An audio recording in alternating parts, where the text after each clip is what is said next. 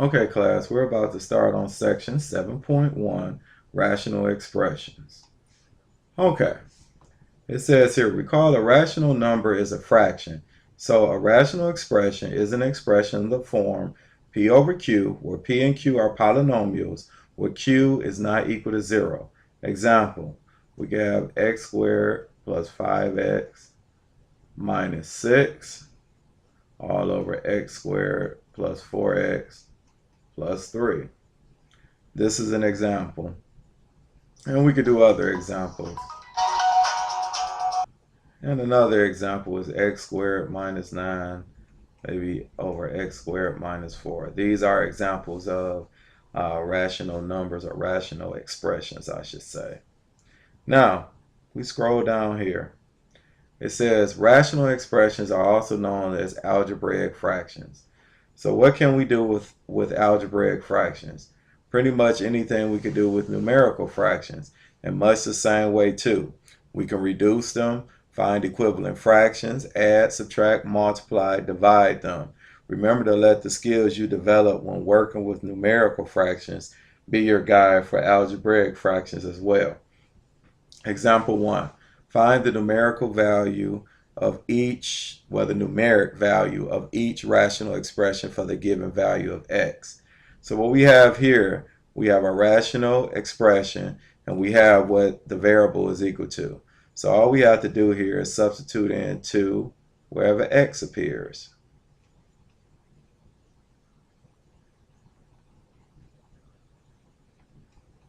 So now we will have 4 times 4, because we know 2 squared is 4, and 2 squared here is 4 minus 2 minus 6.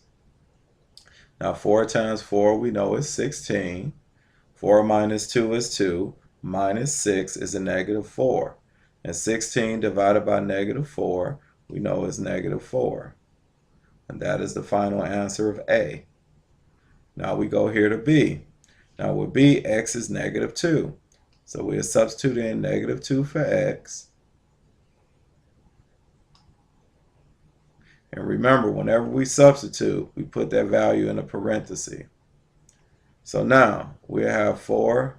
Negative 2 in parentheses squared is still positive 4.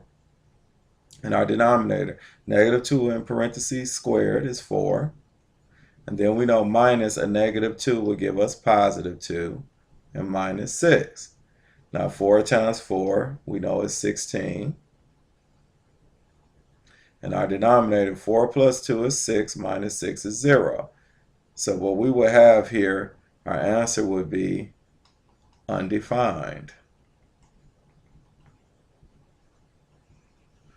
As we know, anything divided by 0 except 0 is undefined. So now, we go here. In algebraic fractions, some values of the variable will make your expression undefined, which we just did in the previous problem. So it says here, objective 1, find numbers for which a rational expression is undefined, excluding values from rational expressions. A number is an excluded value of a rational expression if substituting the number into the expression leads to 0 in the denominator. The rational expression is said to be undefined at this value.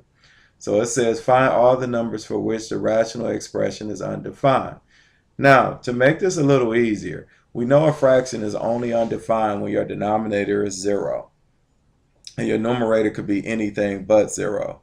So all we have to do is set our denominator equal to 0. So we'll take x minus 3 equals 0. We'll add 3 on both sides. And x is 3.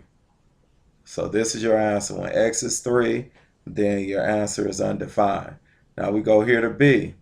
You would take 5x plus 4 equals 0. We'll subtract 4 on both sides, and 5x equals negative 4. Divide each side by 5, and x is equal to a negative 4/5. Now, we scroll down here. Now we look here at C. Now if you notice here, this is a polynomial. So we'll still take t squared plus 4t minus 12, but we set that equal to 0. Now what we want to do here is there's nothing we can factor here. So we will list our A, B, and C. A is 1, B is 4, and C is negative 12.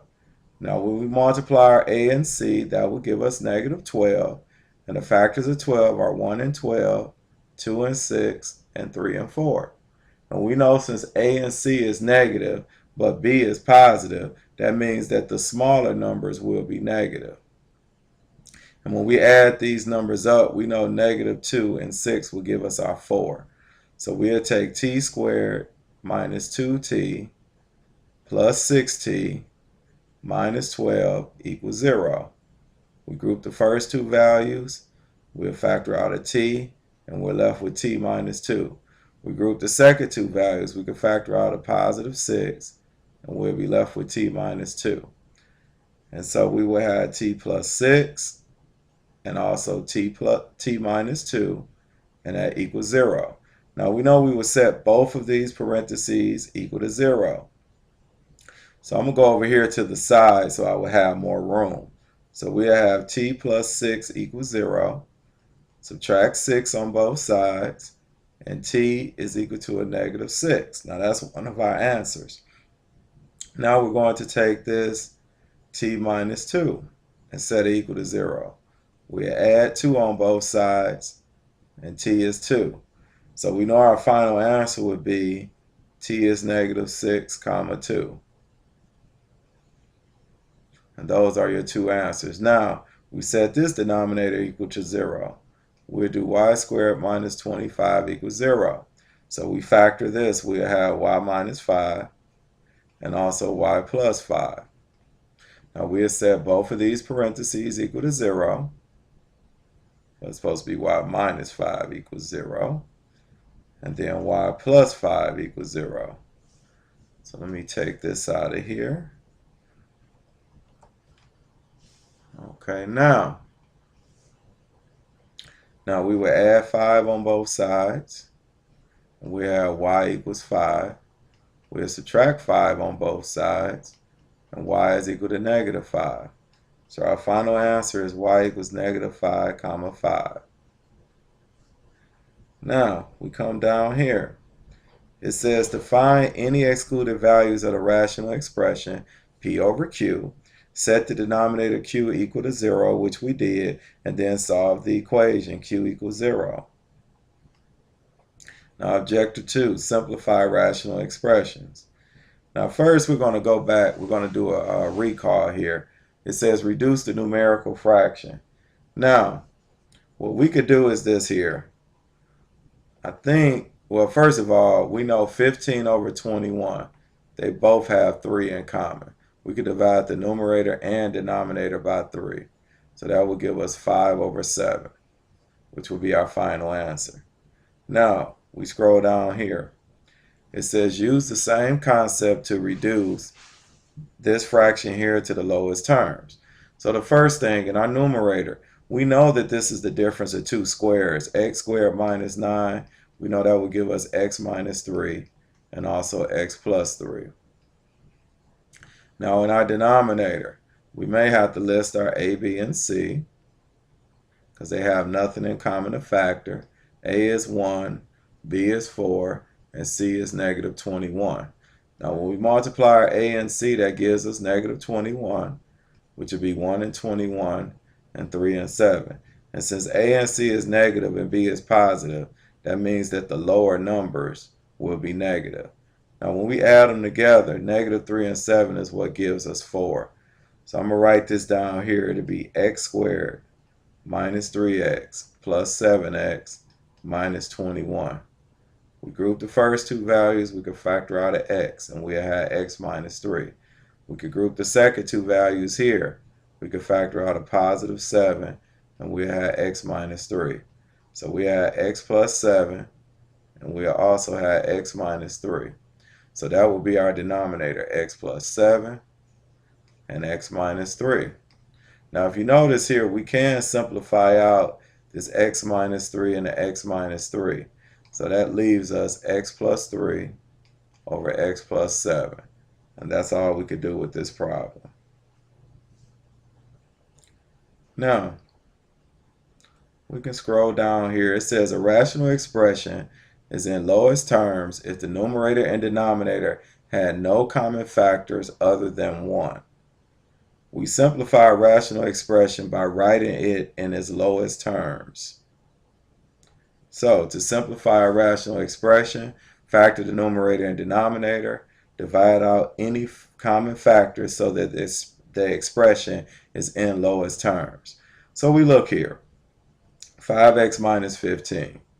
We can factor out a 5 with the 5x minus 15, and we'll be left with x minus 3. And 25 will remain 25. Now, if you notice here, 5 and 25 both have 5 in common.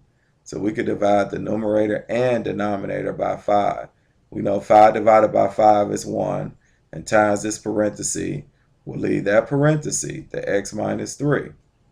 And 25 divided by 5 is 5. So our final answer here is x minus 3 all over 5.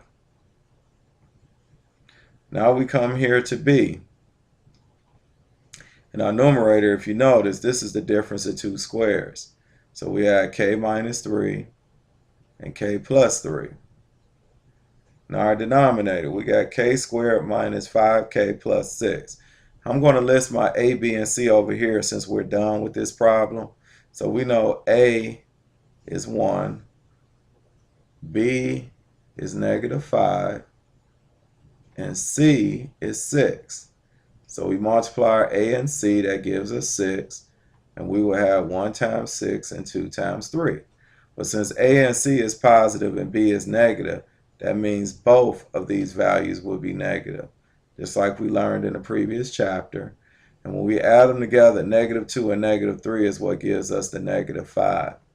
So we would take this equation here, this expression here, we have k squared minus 2k minus 3k plus 6. We'll group the first two. You can factor out a k, and you add k minus 2. You group the second two. Since this first value is negative of the second two, whatever we factor out must be negative. And we'll factor out a negative 3, and we add k minus 2. So our final answer here will be k minus 3 and k minus 2, which we will put here. So we'll put k minus 3 and k minus 2. Now these k minus 3's will simplify out, and we'll be left with k plus 3 over k minus 2. We don't have to leave them in the parentheses. Now, we scroll down here to c and also d. Now if we look here at c, negative 15x plus 6, we factor that because we know that this first term is negative. Whatever we factor out will be negative. We can factor out a negative 3, and we have 5x minus 2. In our denominator, this is the difference of two squares. So this would be 5x minus 2 and 5x plus 2. I forgot the x here, but this is 5x plus 2. So these 5x minus 2's will simplify out, and you'll be left with negative 3 in your numerator and 5x plus 2 in your denominator. Now we come here to d. Now we factor this numerator. Now we do our a, b, and c. A is 1, b is negative 1, and c is negative 12. When we do our a and c, that gives us negative 12. So it's 1 and 12, 2 and 6, and 3 and 4. Since a and c is negative and b is negative, that means that the larger numbers would be negative. And the larger numbers the numbers that we add that will give us negative 1 is this 3 and negative 4, which will give us negative 1. So now we'll go through and substitute those values in. And I'm going to write it up here because of lack of space. So we have x squared plus 3x minus 4x minus 12. We group the first two. We can factor out an x, and we have x plus 3. We group the second two. We can factor out a negative 4, and we'll have x plus 3. Now we know when we write this out, this will give us x minus 4 and x plus 3. Now for our denominator, if you notice, we got 4 minus x, but we have an x minus 4 here. So what we could do is we could factor out a negative 1, and that would just change the sign of both of these values. So this 4 would become